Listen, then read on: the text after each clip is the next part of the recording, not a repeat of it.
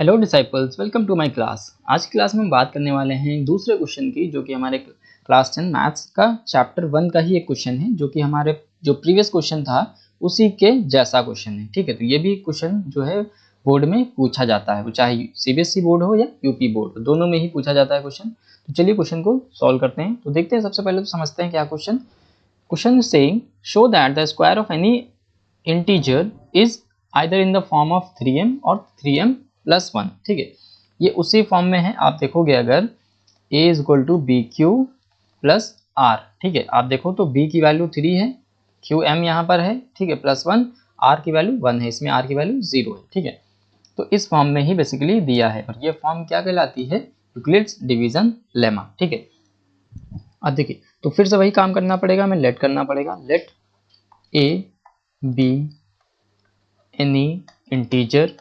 ठीक है, हमने क्या मान लिया है? b को a को हमने क्या मान लिया? एक इंटीजर मान लिया है, जो इसमें इन्होंने पूछा हुआ है। ठीक है, एंड अब ऑब्वियसली b की वैल्यू हमें दिख रही है 3। अगर आप इससे बी क्यू प्लस आर से कंपेयर करोगे तो b की वैल्यू यहाँ पर कितनी है? 3 है। ठीक है, सो पॉसिबल रिमाइंडर। ठीक है, रिमाइंडर्स की वैल्यू क्या होगी? कितने हमें मिलेंगे?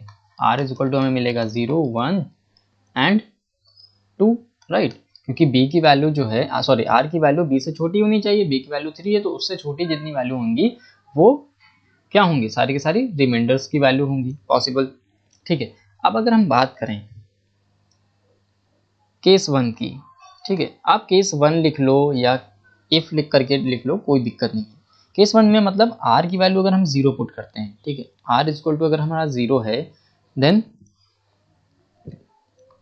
a इज इक्वल टू क्या हो जाएगा? आप बताओ। तो 3q प्लस आर होता है, तो 3q प्लस आर की वैल्यू कितनी है? 0, मतलब 3q आएगा। अब हमें चाहिए a स्क्वायर, तो a स्क्वायर यहाँ पर लिखोगे। अब देखिए, q की जगह इन्होंने m लिया है, तो आप m भी ले सकते हो, बट फिलहाल हम इसी से काम चलाएंगे। तो 9q स्क्वायर हो जाएगा, राइट। अच्छा, अब हम इसको इस फॉर्म में लिख सकते हैं कि नहीं लिख सकते हैं? बिल्कुल लिख सकते हैं। ठीक है, हम इस फॉर्म में क्यों लिख रहे हैं? क्योंकि हमें इसकी ज़रूरत पड़ेगी। तो यहाँ से हमें a स्क्वायर बराबर मिलेगा 3m। अब आप पूछोगे 3m कैसे मिल गया? तो हम क्या लिख रहे हैं? 3q स्क्वायर को हमने क्या कर लिया है? लेट कर लिया है कि m के बराबर है। ठीक है, इसको हमने लेट कर लिया है। फॉर, यहाँ पे लिख दोगे आप, फॉर एनी इंटीजर m। ठीक है, m कोई एक इंटीजर है जिसके लिए 3q स्क्वायर जो है उसकी वैल्यू है। ठीक, केस 2 की अगर हम बात करें, तो केस 2 में r की वैल्यू 1 ले लेते हैं। तो r की वैल्यू जब हम लेंगे तो a की वैल्यू कितनी निकलेगी? 3q plus 1, right. हमें चाहिए इसका स्क्वायर, तो दोनों साइड कर देंगे स्क्वायर। खोलेंगे इसको, हम क्या करते हैं, स्क्रीन को थोड़ा सा ऊपर कर लेते हैं। ठीक है, तो a square is equal to हो जाएगा 9q square plus 1 a square plus b square plus 2ab, right, 6q। अच्छा, इसको हम इस फॉर्म में लिख सकते हैं। इन दोनों में से अगर हम देखें तो 3 सिर्फ कॉमन ले लेते हैं, सिर्फ 3। तो यहाँ से 3 लेंगे तो 3q स्क्वायर बचेगा, राइट, प्लस यहाँ से 2q बचेगा, और प्लस का 1 अलग रहेगा ब्रैकेट के। अब हम क्या करेंगे, इस पूरे को अगर m मान ले थोड़ी देर के लिए, किसी पॉजिटिव इंटीजर m के लिए, ये पूरा क्या है? m है, तो 3m प्लस 1। ठीक है, अब यहाँ पर देखिए a स्क्वायर की वैल्यू कितनी आ गई?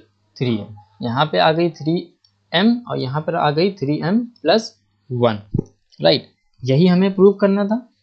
ठीक है, अब हम यहाँ पर सिंपली लिख देंगे हेंस द स्क्वायर। अब चाहो तो डायरेक्ट लिख दो यहाँ पर हेंस प्रूव्ड, कोई दिक्कत नहीं है, आप इसको लिख सकते हो, बट आप लिखना चाहो तो लिख दो hence the square of any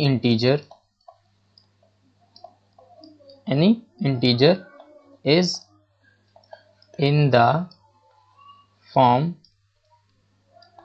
3m और 3m प्लस 1। तो ये क्या हो गया? हेंस प्रूव्ड हो गया। तो इसी तरह से बस आपको इतना ही लिखना है, आपको फुल मार्क्स मिलेंगे। ठीक है, तो इस तरह के क्वेश्चंस यूपी बोर्ड में या सीबीएसई बोर्ड में दोनों में पूछे जाते हैं। इस तरह के क्वेश्चंस और भी हैं, तो मैं अपनी नेक्स्ट वीडियोस में, नेक्स्ट क्लासेस में और उन क्वेश्चंस को भी सॉल्व करूंगा। फिलहाल इस वीडियो में इतना ही, हम आपसे फिर मिलेंगे अपनी नेक्स्ट वीडियो में। तब तक के लिए keep learning and keep growing. Till then, good bye.